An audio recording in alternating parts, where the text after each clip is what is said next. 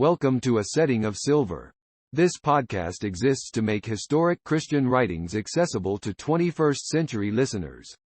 While not as valuable as the Bible, we can still learn much from the faith and practice of those who followed in the footsteps of the apostles. It's my hope that wherever you find yourself, these words, carried through time, would encourage you to walk in faith with Jesus. Known as Theodore before his baptism, Gregory was likely born in Neocaesarea, in modern-day Turkey, around AD 205. He came from a pagan family of modest means and, in the process of studying law, ended up in Caesarea where he met Origen. He was immediately drawn to this enigmatic, brilliant Christian scholar and became his student until 238. Gregory then returned to Neocaesarea, was ordained as bishop, and by all accounts was successful at converting many from his native town to Christianity. He earned the surname Thaumaturgus, meaning wonder worker, because many miracles occurred while he led the church. Unfortunately, his flock experienced significant trouble between the Decian persecution of 250 and being further ravaged by barbarian invasions in 260. Gregory participated in a council of bishops condemning Paul of Samosata and died soon after around 270. This episode contains 3 works by Gregory Thaumaturgus. The first is a short declaration of Trinitarian faith, preserved by Gregory of Nyssa in his Life of Gregory, which itself recounts many of the older Gregory's miracles. While only a few sentences, it clearly follows the Nicene format that would be formalized many decades later. The second is an exposition of the Book of Ecclesiastes, where Gregory weaves interpretation and exposition alongside the text itself. The final is a short epistle, called canonical because it is included in the church law of the Eastern Church, in which Gregory provides counsel to another bishop on ethical matters related to the attacking barbarians.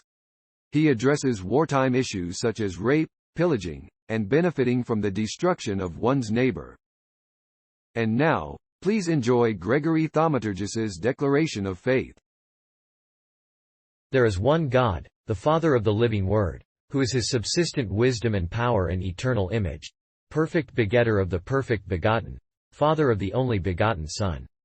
There is one Lord, only of the only, God of God, image and likeness of deity, efficient Word, wisdom comprehensive of the constitution of all things, and power formative of the whole creation, true Son of true Father, invisible of invisible, and incorruptible of incorruptible, and immortal of immortal and eternal of eternal. And there is one Holy Spirit, having his subsistence from God, and being made manifest by the Son, to wit to men, image of the Son, perfect image of the perfect, life, the cause of the living, holy fount, sanctity, the supplier, or leader, of sanctification, in whom is manifested God the Father, who is above all and in all, and God the Son, who is through all. There is a perfect Trinity in glory and eternity and sovereignty, neither divided nor estranged. Wherefore there is nothing either created or in servitude in the Trinity, nor anything superinduced, as if at some former period it was non-existent, and at some later period it was introduced. And thus neither was the Son ever wanting to the Father, nor the Spirit to the Son. But without variation and without change, the same Trinity abided ever.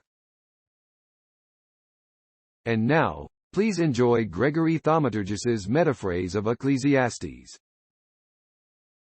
These words speaketh Solomon, the son of David the king and prophet, to the whole church of God, a prince most honored, and a prophet most wise above all men. How vain and fruitless are the affairs of men, and all pursuits that occupy man. For there is not one who can tell of any profit attaching to those things which men who creep on earth strive by body and soul to attain to, in servitude all the while to what is transient, and undesirous of considering aught heavenly with the noble eye of the soul. And the life of men weareth away, as day by day, and in the periods of hours and years, and the determinate courses of the sun, some are ever coming, and others passing away. And the matter is like the transit of torrents as they fall into the measureless deep of the sea with a mighty noise. And all things that have been constituted by God for the sake of men abide the same. As, for instance, that man is born of earth, and departs to earth again. That the earth itself continues stable. That the sun accomplishes its circuit about it perfectly, and rolls round to the same mark again. And that the winds in like manner, and the mighty rivers which flow into the sea, and the breezes that beat upon it, all act without forcing it to pass beyond its limits, and without themselves also violating their appointed laws. And these things, indeed, as bearing upon the good of this life of ours, are established thus fittingly. But those things which are of men's devising, whether words or deeds, have no measure. And there is a plenteous multitude of words, but there is no profit from random and foolish talking. But the race of men is naturally insatiate in its thirst both for speaking and for hearing what is spoken. And it is man's habit, too, to desire to look with idle eyes on all that happens. What can occur afterwards, or what can be wrought by men which has not been done already? What new thing is there worthy of mention, of which there has never yet been experience? For I think there is nothing which one may call new, or which, on considering it, one shall discover to be strange or unknown to those of old. But as former things are buried in oblivion, so also things that are now subsistent will in the course of time vanish utterly from the knowledge of those who shall come after us. And I speak not these things unadvisedly, as acting now the preacher. But all these things were carefully pondered by me when entrusted with the kingdom of the Hebrews in Jerusalem. And I examined diligently, and considered discreetly, the nature of all that is on earth, and I perceived it to be most various. And I saw that to man it is given to labor upon earth, ever carried about by all different occasions of toil, and with no result of his work. And all things here below are full of the spirit of strangeness and abomination, so that it is not possible for one to retrieve them now. Nay, rather it is not possible for one at all to conceive what utter vanity has taken possession of all human affairs. For once on a time I communed with myself, and thought that then I was wiser in this than all that were before me, and I was expert in understanding parables and the natures of things. But I learned that I gave myself to such pursuits to no purpose, and that if wisdom follows knowledge, so troubles attend on wisdom.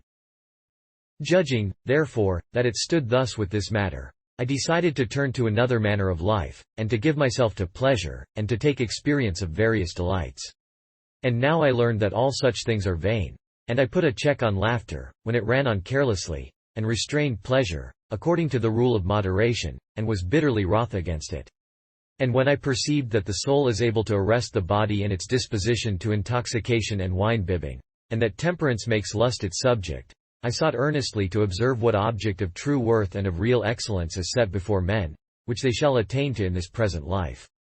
For I passed through all those other objects which are deemed worthiest, such as the erecting of lofty houses and the planting of vines, and in addition, the laying out of pleasure grounds, and the acquisition and culture of all manner of fruit-bearing trees, and among them also large reservoirs for the reception of water were constructed, and distributed so as to secure the plentiful irrigation of the trees. And I surrounded myself also with many domestics, both man-servants and maid-servants, and some of them I procured from abroad, and others I possessed and employed as born in my own house. And herds of four-footed creatures, as well of cattle as of sheep, more numerous than any of those of old acquired, were made my property. And treasures of gold and silver flowed in upon me, and I made the kings of all nations my dependents and tributaries. And very many choirs of male and female singers were trained to yield me pleasure by the practice of all harmonious song. And I had banquetings, and for the service of this part of my pleasure, I got me select cup-bearers of both sexes beyond my reckoning. So far did I surpass in these things those who reigned before me in Jerusalem. And thus it happened that the interests of wisdom declined with me, while the claims of evil appetency increased. For when I yielded myself to every allurement of the eyes, and to the violent passions of the heart, that make their attack from all quarters, and surrendered myself to the hopes held out by pleasures, I also made my will the bond-slave of all miserable delights. For thus my judgment was brought to such a wretched pass, that I thought these things good, and that it was proper for me to engage in them. At length, awaking and recovering my sight, I perceived that the things I had in hand were altogether sinful and very evil, and the deeds of a spirit not good. For now none of all the objects of men's choice seems to me worthy of approval, or greatly to be desired by a just mind. Wherefore, having pondered at once the advantages of wisdom and the ills of folly, I should with reason admire that man greatly, who, being borne on in a thoughtless course, and afterwards arresting himself, should return to right and duty. For wisdom and folly are widely separated, and they are as different from each other as day is from night. He, therefore, who makes choice of virtue, is like one who sees all things plainly, and looks upward, and who holdeth his ways in the time of clearest light. But he, on the other hand, who has involved himself in wickedness, is like a man who wanders helplessly about in a moonless night, as one who is blind, and deprived of the sight of things by his darkness. And when I considered the end of each of these modes of life, I found there was no profit in the latter. And by setting myself to be the companion of the foolish, I saw that I should receive the wages of folly. For what advantage is there in those thoughts, or what profit is there in the multitude of words, where the streams of foolish speaking are flowing, as it were, from the fountain of folly? Moreover, there is nothing common to the wise man and to the fool, neither as regards the memory of men, nor as regards the recompense of God. And as to all the affairs of men, when they are yet apparently but beginning to be, the end at once surprises them. Yet the wise man is never partaker of the same end with the foolish. Then also did I hate all my life, that had been consumed in vanities, and which I had spent with a mind engrossed in earthly anxieties. For, to speak in brief, all my affairs have been wrought by me with labor and pain, as the efforts of thoughtless impulse, and some other person, it may be a wise man or a fool, will succeed to them, I mean, the chill fruits of my toils. But when I cut myself off from these things, and cast them away, then did that real good which is set before man show itself to me, namely, the knowledge of wisdom and the possession of manly virtue. And if a man neglects these things, and is inflamed with the passion for other things, such a man makes choice of evil instead of good, and goes after what is bad instead of what is excellent, and after trouble instead of peace. For he is distracted by every manner of disturbance, and is burdened with continual anxieties night and day, with oppressive labors of body as well as with ceaseless cares of mind, his heart moving in constant agitation, by reason of the strange and senseless affairs that occupy him. For the perfect good does not consist in eating and drinking, although it is true that it is from God that their sustenance cometh to men. For none of those things which are given for our maintenance subsist without his providence. But the good man who gets wisdom from God, gets also heavenly enjoyment. While, on the other hand, the evil man, smitten with ills divinely inflicted, and afflicted with the disease of lust, toils to amass much, and is quick to put him to shame who is honored by God in presence of the Lord of all, proffering useless gifts, and making things deceitful and vain the pursuits of his own miserable soul. For this present time is filled with all things that are most contrary to each other, births and deaths, the growth of plants and their uprooting, cures and killings, the building up and the pulling down of houses, weeping and laughing, mourning and dancing. At this moment a man gathers of earth's products, and at another casts them away. And at one time he ardently desireth the beauty of woman, and at another he hateth it. Now he seeketh something, and again he loatheth it. And now he keepeth, and again he casteth away. At one time he slayeth, and at another he is slain. He speaketh, and again he is silent. He loveth, and again he hateth. For the affairs of men are at one time in a condition of war, and at another in a condition of peace, while their fortunes are so inconstant, that from bearing the semblance of good, they change quickly into acknowledged ills. Let us have done, therefore, with vain labors. For all these things, as appears to me, are set to madden men, as it were, with their poisoned stings. And the ungodly observer of the times and seasons is agape for this world, exerting himself above measure to destroy the image of God, as one who has chosen to contend against it from the beginning onward to the end. I am persuaded, therefore, that the greatest good for man is cheerfulness and well-doing, and that this short-lived enjoyment, which alone is possible to us, comes from God only, if righteousness direct our doings.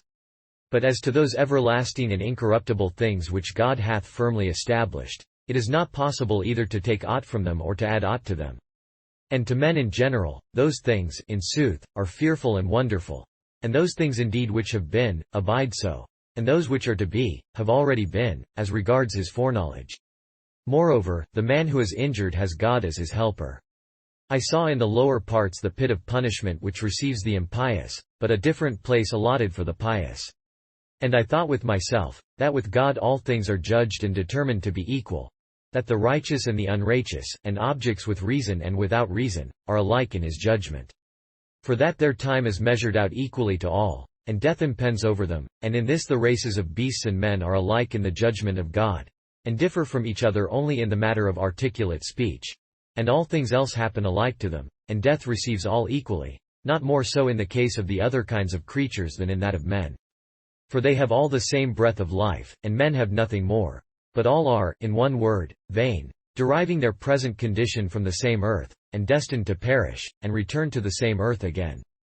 For it is uncertain regarding the souls of men, whether they shall fly upwards, and regarding the others which the unreasoning creatures possess, whether they shall fall downward. And it seemed to me, that there is no other good save pleasure, and the enjoyment of things present. For I did not think it possible for a man, when once he has tasted death, to return again to the enjoyment of these things. And leaving all these reflections, I considered and turned in aversion from all the forms of oppression which are done among men, when some receiving injury weep and lament, who are struck down by violence in utter default of those who protect them, or who should by all means comfort them in their trouble. And the men who make might their right are exalted to an eminence, from which, however, they shall also fall. Yea, of the unrighteous and audacious, those who are dead fare better than those who are still alive. And better than both these is he who, being destined to be like them, has not yet come into being, since he has not yet touched the wickedness which prevails among men. And it became clear to me also how great is the envy which follows a man from his neighbors, like the sting of a wicked spirit. And I saw that he who receives it, and takes it as it were into his breast, has nothing else but to eat his own heart, and tear it, and consume both soul and body, finding inconsolable vexation in the good fortune of others.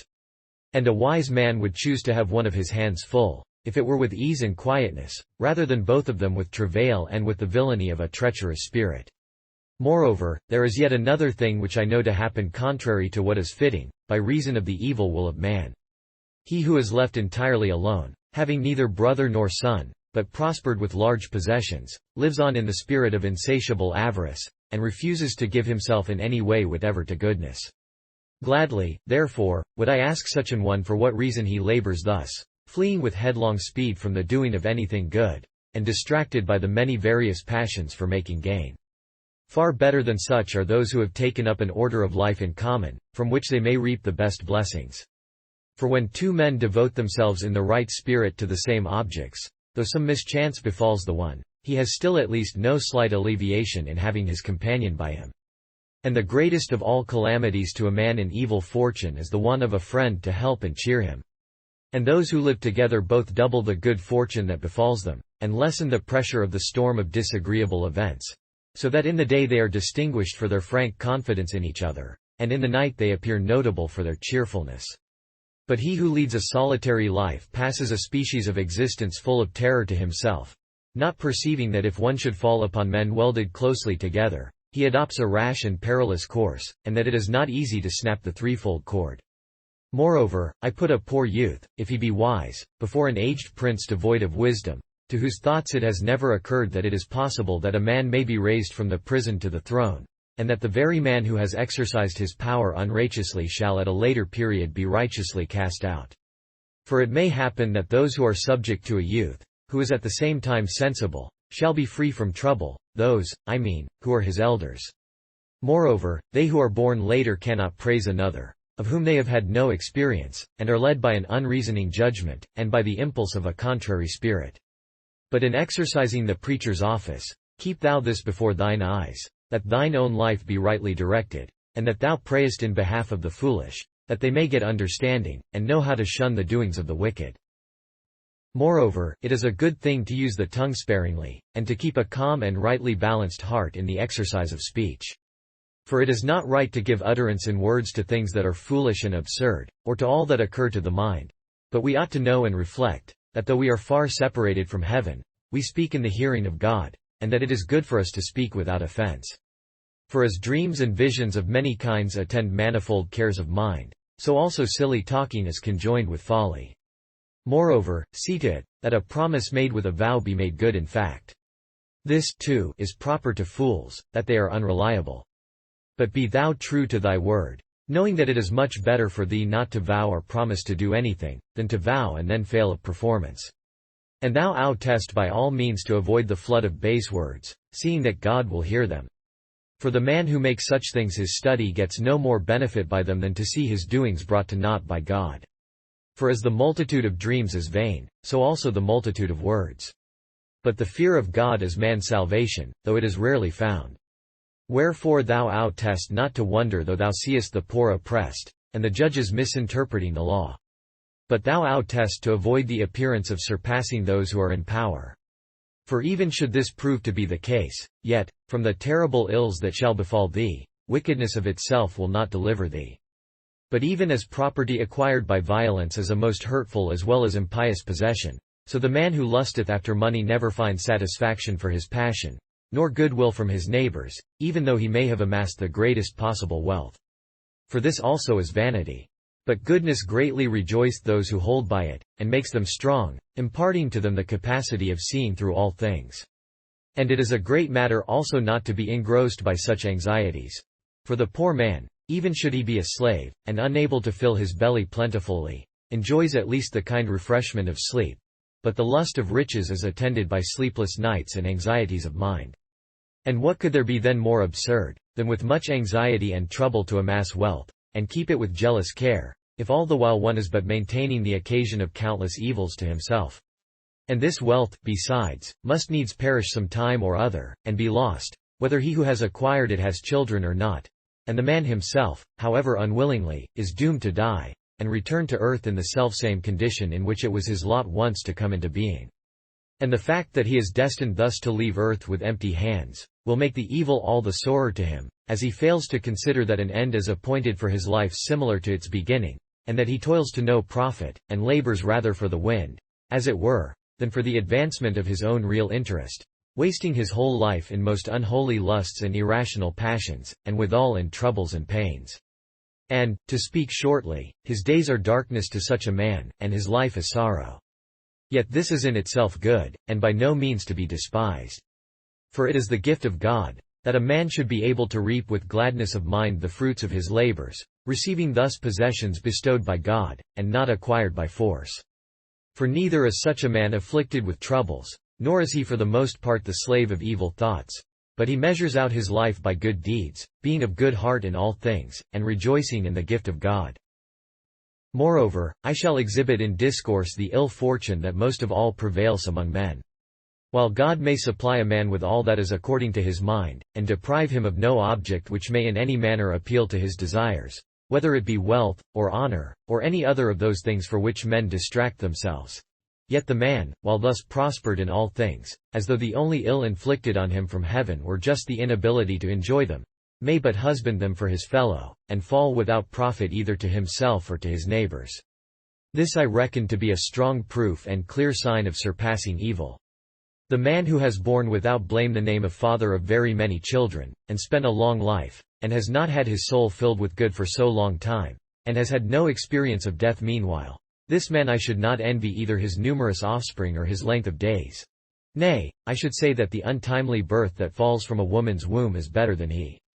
For as that came in with vanity, so it also departeth secretly in oblivion, without having tasted the ills of life or looked on the sun. And this is a lighter evil than for the wicked man not to know what is good, even though he measure his life by thousands of years. And the end of both is death. The fool is proved above all things by his finding no satisfaction in any lust. But the discreet man is not held captive by these passions. Yet, for the most part, righteousness of life leads a man to poverty. And the sight of curious eyes deranges many, inflaming their mind, and drawing them on to vain pursuits by the empty desire of show. Moreover, the things which are now are known already, and it becomes apparent that man is unable to contend with those that are above him. And, verily, inanities have their course among men, which only increase the folly of those who occupy themselves with them. For though a man should be by no means greatly advantaged by knowing all in this life that is destined to befall him according to his mind, let us suppose such a case. Nevertheless, with the officious activity of men he devises means for prying into and gaining an apparent acquaintance with the things that are to happen after a person's death. Moreover, a good name is more pleasant to the mind than oil to the body. And the end of life is better than the birth, and to mourn is more desirable than to revel, and to be with the sorrowing is better than to be with the drunken. For this is the fact, that he who comes to the end of life has no further care about aught around him. And discreet anger is to be preferred to laughter, for by the severe disposition of countenance the soul is kept upright. The souls of the wise, indeed, are sad and downcast, but those of fools are elated, and given loose to merriment. And yet it is far more desirable to receive blame from one wise man, than to become a hearer of a whole chorus of worthless and miserable men in their songs.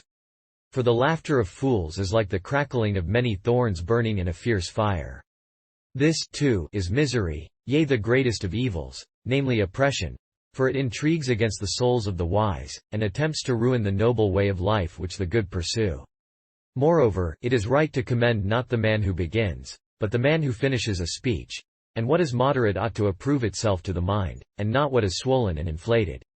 Again, one ought certainly to keep wrath in check, and not suffer himself to be carried rashly into anger, the slaves of which are fools. Moreover, they are in error who assert that a better manner of life was given to those before us, and they fail to see that wisdom is widely different from mere abundance of possessions, and that it is as much more lustrous than these, as silver shines more brightly than its shadow. For the life of man hath its excellence not in the acquisition of perishable riches, but in wisdom. And who shall be able, tell me, to declare the providence of God, which is so great and so beneficent? Or who shall be able to recall the things which seem to have been passed by of God? And in the former days of my vanity I considered all things, and saw a righteous man continuing in his righteousness, and ceasing not from it until death, but even suffering injury by reason thereof, and a wicked man perishing with his wickedness. Moreover, it is proper that the righteous man should not seem to be so overmuch, nor exceedingly and above measure wise, that he may not, as in making some slip, seem to sin many times over. And be not thou audacious and precipitate, lest an untimely death surprise thee. It is the greatest of all good to take hold of God, and by abiding in him to sin in nothing. For to touch things undefiled with an impure hand is abomination. But he who in the fear of God submits himself, escapes all that is contrary. Wisdom availeth more in the way of help than a band of the most powerful men in a city, and it often also pardons righteously those who fail in duty. For there is not one that stumbleth not. Also it becomes thee in no way to attend upon the words of the impious, that thou mayest not become an ear-witness of words spoken against thyself, such as the foolish talk of a wicked servant, and being thus stung in heart, have recourse afterwards thyself to cursing in turn in many actions. And all these things have I known, having received wisdom from God, which afterwards I lost, and was no longer able to be the same. For wisdom fled from me to an infinite distance, and into a measureless deep, so that I could no longer get hold of it. Wherefore afterwards I abstained altogether from seeking it, and I no longer thought of considering the follies and the vain counsels of the impious, and their weary, distracted life. And being thus disposed, I was borne on to the things themselves, and being seized with a fatal passion, I knew woman, that she is like a snare or some such other object. For her heart ensnares those who pass her, and if she but join hand to hand, she holds one as securely as though she dragged him unbound with chains. And from her you can secure your deliverance only by finding a propitious and watchful superintendent in God. For he who is enslaved by sin cannot, otherwise, escape its grasp. Moreover, among all women I sought for the chastity proper to them, and I found it in none. And verily a person may find one man chaste among 1,000, but a woman never. And this above all things I observed, that men being made by God simple in mind, contract for themselves manifold reasonings and infinite questionings, and while professing to seek wisdom, waste their life in vain words. Moreover, wisdom, when it is found in a man, shows itself also in its possessor's face, and makes his countenance to shine. As, on the other hand, effrontery convicts the man in whom it has taken up its abode, so soon as he is seen, as one worthy of hatred. And it is on every account right to give careful heed to the words of the king, and by all manner of means to avoid an oath, especially one taken in the name of God. It may be fit at the same time to notice an evil word, but then it is necessary to guard against any blasphemy against God.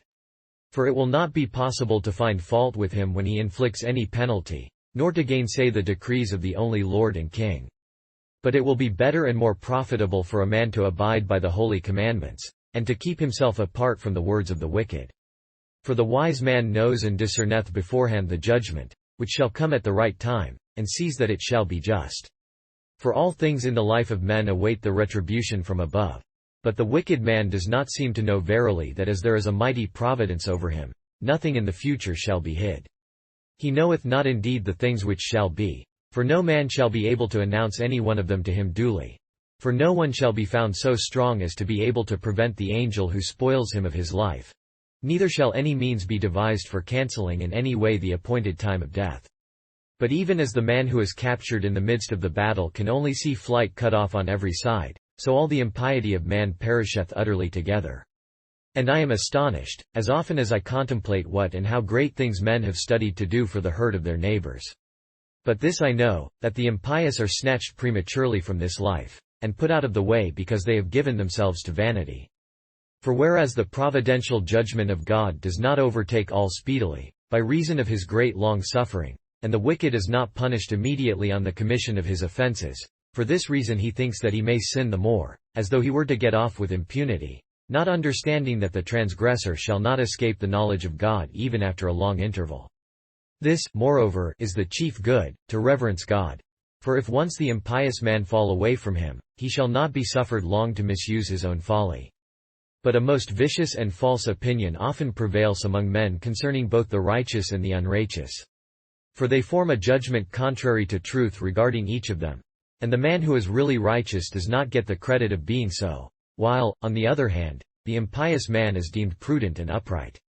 And this I judge to be among the most grievous of errors.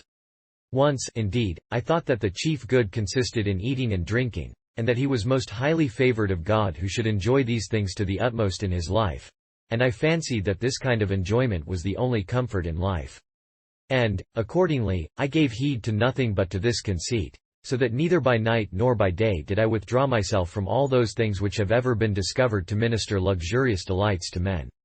And this much I learned thereby, that the man who mingles in these things shall by no means be able, however sorely he may labor with them, to find the real good.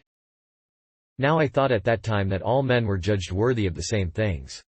And if any wise man practiced righteousness, and withdrew himself from unrighteousness, and as being sagacious avoided hatred with all, which, indeed, is a thing well pleasing to God, this man seemed to me to labor in vain. For there seemed to be one end for the righteous and for the impious, for the good and for the evil, for the pure and for the impure, for him that worshipped God, and for him that worshipped not. For as the unrighteous man and the good, the man who sweareth a false oath, and the man who avoids swearing altogether, were suspected by me to be driving toward the same end, a certain sinister opinion stole secretly into my mind, that all men come to their end in a similar way. But now I know that these are the reflections of fools, and errors and deceits. And they assert largely, that he who is dead has perished utterly, and that the living is to be preferred to the dead, even though he may lie in darkness, and pass his life journey after the fashion of a dog, which is better at least than a dead lion. For the living know this at any rate, that they are to die. But the dead know not anything, and there is no reward proposed to them after they have completed their necessary course. Also hatred and love with the dead have their end, for their envy has perished, and their life also is extinguished. And he has a portion in nothing who has once gone hence. Error harping still on such a string, gives also such counsel as this: What meanest thou, O man, that thou dost not enjoy thyself delicately, and gorge thyself with all manner of pleasant food, and fill thyself to the full with wine? Dost thou not perceive that these things are given us from God for our unrestrained enjoyment? Put on newly washed attire, and anoint thy head with myrrh, and see this woman and that, and pass thy vain life vainly. For nothing else remaineth for thee but this, neither here nor after death. But avail thou thyself of all that chanceth. For neither shall any one take account of thee for these things, nor are the things that are done by men known at all outside the circle of men. And Hades, whatever that may be, whereunto we are said to depart, has neither wisdom nor understanding. These are the things which men of vanity speak. But I know assuredly, that neither shall they who seem the swiftest accomplish that great race, nor shall those who are esteemed mighty and terrible in the judgment of men, overcome in that terrible battle. Neither, again, is prudence proved by abundance of bread, nor is understanding wont to consort with riches. Nor do I congratulate those who think that all shall find the same things befall them. But certainly those who indulge such thoughts seem to me to be asleep, and to fail to consider that, caught suddenly like fishes and birds, they will be consumed with woes, and meet speedily their proper retribution. Also I estimate wisdom at so high a price, that I should deem a small and poorly peopled city, even though besieged also by a mighty king with his forces, to be indeed great and powerful, if it had but one wise man, however poor, among its citizens. For such a man would be able to deliver his city both from enemies and from entrenchments. And other men, it may be, do not recognize that wise man, poor as he is. But for my part one greatly prefer the power that resides in wisdom, to this might of the mere multitude of the people. Here, however, wisdom, as it dwells with poverty, is held in dishonor. But hereafter it shall be heard speaking with more authoritative voice than princes and despots who seek after things evil. For wisdom is also stronger than iron. While the folly of one individual works danger for many, even though he be an object of contempt to many. Moreover, flies falling into myrrh and suffocated therein, make both the appearance of that pleasant ointment and the anointing therewith an unseemly thing, and to be mindful of wisdom and of folly together is in no way proper. The wise man, indeed, is his own leader to right actions, but the fool inclines to erring courses, and will never make his folly available as a guide to what is noble. Yea, his thoughts also are vain and full of folly. But if ever a hostile spirit fall upon thee, my friend, withstand it courageously, knowing that God is able to propitiate even a mighty multitude of offenses.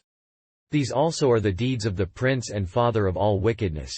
That the fool is set on high, while the man richly gifted with wisdom is humbled.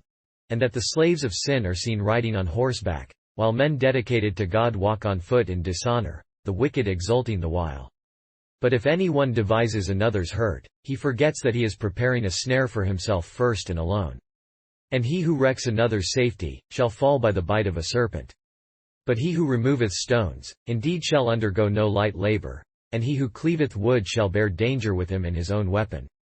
And if it chance that the axe spring out of the handle, he who engages in such work shall be put to trouble, gathering for no good and having to put to more of his iniquitous and short-lived strength. The bite of a serpent, again, is stealthy, and the charmers will not soothe the pain, for they are vain.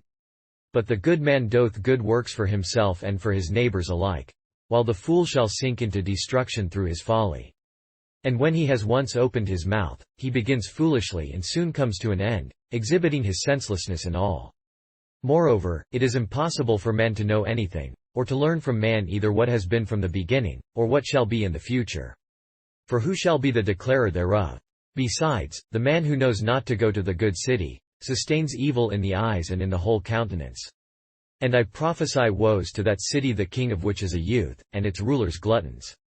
But I call the good land blessed, the king of which is the son of the free. There those who are entrusted with the power of ruling shall reap what is good in due season. But the sluggard and the idler become scoffers, and make the house decay, and misusing all things for the purposes of their own gluttony, like the ready slaves of money, for a small price they are content to do all that is base and abject. It is also right to obey kings and rulers or potentates, and not to be bitter against them, nor to utter any offensive word against them. For there is ever the risk that what has been spoken in secret may somehow become public. For swift and winged messengers convey all things to him who alone is king, both rich and mighty, discharging therein a service which is at once spiritual and reasonable. Moreover, it is a righteous thing to give, to the needy, of thy bread, and of those things which are necessary for the support of man's life. For though thou seemest forthwith to waste it upon some persons, as if thou didst cast thy bread upon the water, yet in the progress of time thy kindness shall be seen to be not unprofitable for thee. Also give liberally, and give a portion of thy means to many, for thou knowest not what the coming day doth. The clouds, again, do not keep back their plenteous rains, but discharge their showers upon the earth. Nor does a tree stand forever, but even though men may spare it, it shall be overturned by the wind at any rate.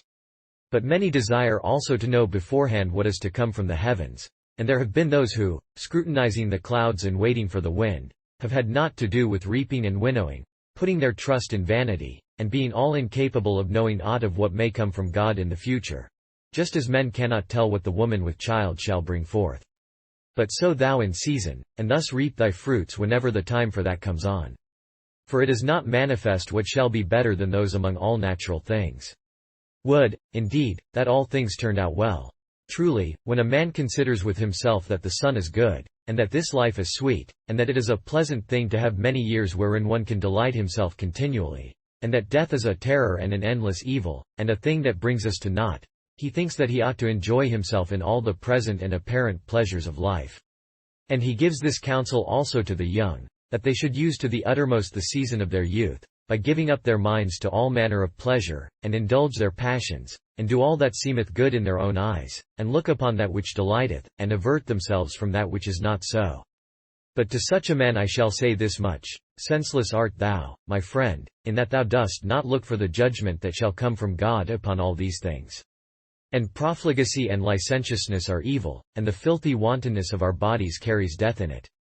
For folly attends on youth, and folly leads to destruction.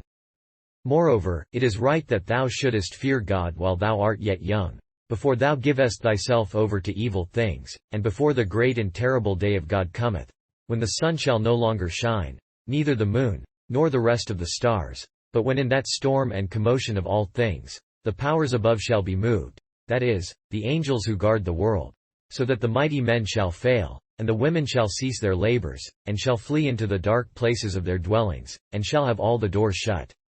And a woman shall be restrained from grinding by fear, and shall speak with the weakest voice, like the tiniest bird. And all the impure women shall sink into the earth. And cities and their blood-stained governments shall wait for the vengeance that comes from above, while the most bitter and bloody of all times hangs over them like a blossoming almond, and continuous punishments impend like a multitude of flying locusts, and the transgressors are cast out of the way like a black and despicable caper plant. And the good man shall depart with rejoicing to his own everlasting habitation. But the vile shall fill all their places with wailing, and neither silver laid up in store, nor proved gold, shall be of use any more. For a mighty stroke shall fall upon all things, even to the pitcher that standeth by the well, and the wheel of the vessel which may chance to have been left in the hollow, when the course of time comes to its end and the ablution-bearing period of a life that is like water has passed away. And for men who lie on earth there is but one salvation, that their souls acknowledge and wing their way to him by whom they have been made. I say, then, again what I have said already, that man's estate is altogether vain, and that nothing can exceed the utter vanity which attaches to the objects of man's inventions. And superfluous is my labor in preaching discreetly, inasmuch as I am attempting to instruct a people here, so indisposed to receive either teaching or healing. And truly the noble man is needed for the understanding of the words of wisdom. Moreover, I, though already aged, and having passed a long life, labored to find out those things which are well-pleasing to God, by means of the mysteries of the truth. And I know that the mind is no less quickened and stimulated by the precepts of the wise, than the body is wont to be when the goad is applied, or a nail is fastened in it. And some will render again those wise lessons which they have received from one good pastor and teacher, as if all with one mouth and in mutual concord set forth in larger detail the truths committed to them. But in many words there is no profit. Neither do I counsel thee, my friend, to write down vain things about what is fitting, from which there is nothing to be gained but weary labor. But, in fine, I shall require to you some such conclusion as this. O men, behold, I charge you now expressly and shortly, that ye fear God, who is at once the Lord and the overseer of all, and that ye keep also his commandments, and that ye believe that all shall be judged severally in the future, and that every man shall receive the just recompense for his deeds, whether they be good or whether they be evil. And now, please enjoy Gregory Thaumaturgus's canonical epistle. The meats are no burden to us, most holy Father, if the captives ate things which their conquerors set before them, especially since there is one report from all, viz. that the barbarians who have made inroads into our parts have not sacrificed to idols. For the Apostle says, meats for the belly, and the belly for meats, but God shall destroy both it and them. But the Saviour also, who cleanseth all meats, says, not that which goeth into a man defileth the man, but that which cometh out. And this meets the case of the captive women defiled by the barbarians, who outraged their bodies. But if the previous life of any such person convicted him of going, as it is written, after the eyes of fornicators, the habit of fornication evidently becomes an object of suspicion also in the time of captivity. And one ought not readily to have communion with such women in prayers. If anyone, however, has lived in the utmost chastity, and has shown in time past a manner of life pure and free from all suspicion, and now falls into wantonness through force of necessity, we have an example for our guidance, namely, the instance of the damsel in Deuteronomy, whom a man finds in the field, and forces her and lies with her. Unto the damsel, he says, Ye shall do nothing. There is in the damsel no sin worthy of death. For as when a man riseth against his neighbor, and slayeth him, even so is this matter. The damsel cried, and there was none to help her. Covetousness is a great evil, and it is not possible in a single letter to set forth those scriptures in which not robbery alone is declared to be a thing horrible and to be abhorred, but in general the grasping mind, and the disposition to meddle with what belongs to others, in order to satisfy the sordid love of gain. And all persons of that spirit are excommunicated from the Church of God. But that at the time of the eruption, in the midst of such woeful sorrows and bitter lamentations, some should have been audacious enough to consider the crisis which brought destruction to all the very period for their own private aggrandizement. That is a thing which can be averred only of men who are impious and hated of God, and of unsurpassable iniquity.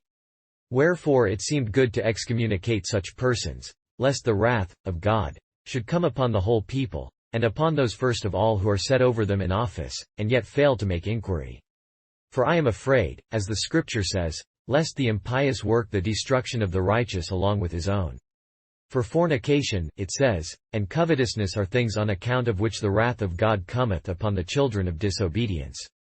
Be not ye therefore partakers with them. For ye were sometimes darkness, but now are ye light in the Lord. Walk as children of light, for the fruit of the light is in all goodness, and righteousness, and truth, proving what is acceptable unto the Lord.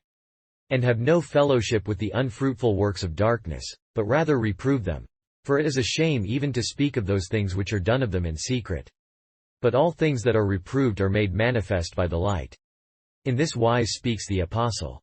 But if certain parties who pay the proper penalty for that former covetousness of theirs, which exhibited itself in the time of peace, now turn aside again to the indulgence of covetousness in the very time of trouble, i.e., in the troubles of the inroads by the barbarians, and make gain out of the blood and ruin of men who have been utterly despoiled, or taken captive, or put to death, what else ought to be expected, than that those who struggle so hotly for covetousness should heap up wrath both for themselves and for the whole people?